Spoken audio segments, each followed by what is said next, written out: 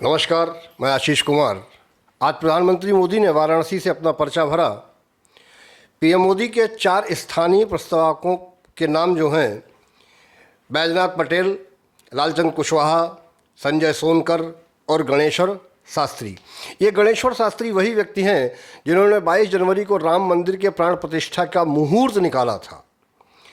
सही मायने में मोदी जी ने इन लोगों को प्रस्तावक बनाकर समाज के सभी वर्गों को साधने का कार्य किया है।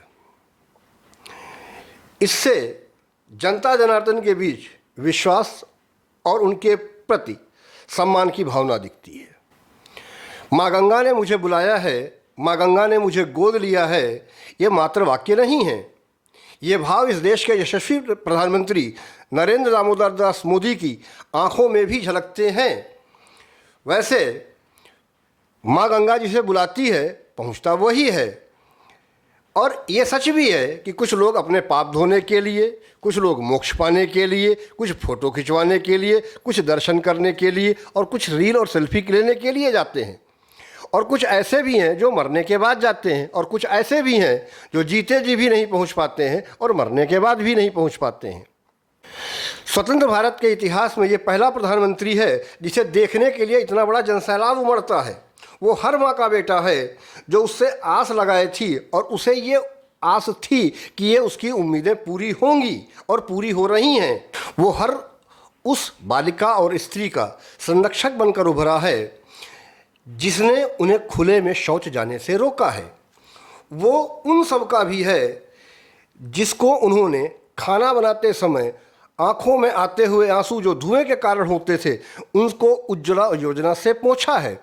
वो हर उस व्यक्ति का मददगार बनकर उभरा है जो 5 लाख जेब में न होते हुए भी स्वास्थ्य लाभ की योजनाओं का लाभ ले रहे हैं। 25 करोड़ लोगों को गरीबी की रेखा से ऊपर भी निकाला है और फिर से वो पुनः गरीबी की रेखा में न चले जाएं, इसलिए 80 करोड़ लोगों को 5 वर्ष तक राशन देने की व्यवस्था फिर की है। ये जन सैलाब जो वाराणसी में दिखा ये कोई इवेंट मैनेजमेंट नहीं है। और अगर ये इवेंट मैनेजमेंट है तो आज तक कोई विपक्षी इस इवेंट मैनेजमेंट को इतना कारगर क्यों नहीं कर पाया?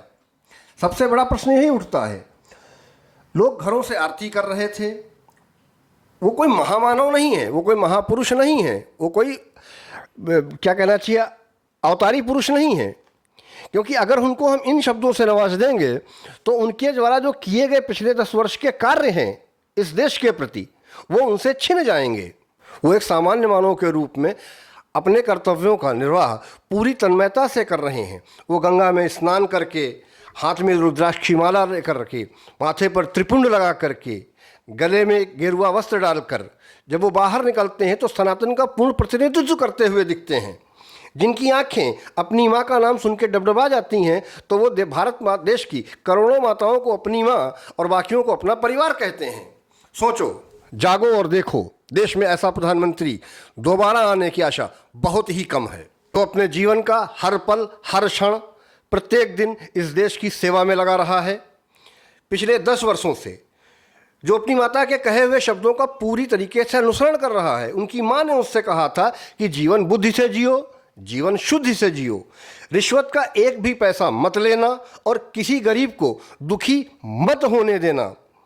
सौभाग्यशाली हैं हम जो ऐसे प्रधानमंत्री नरेंद्र दामोदर दास मोदी के राज्य में सांसें ले रहे हैं।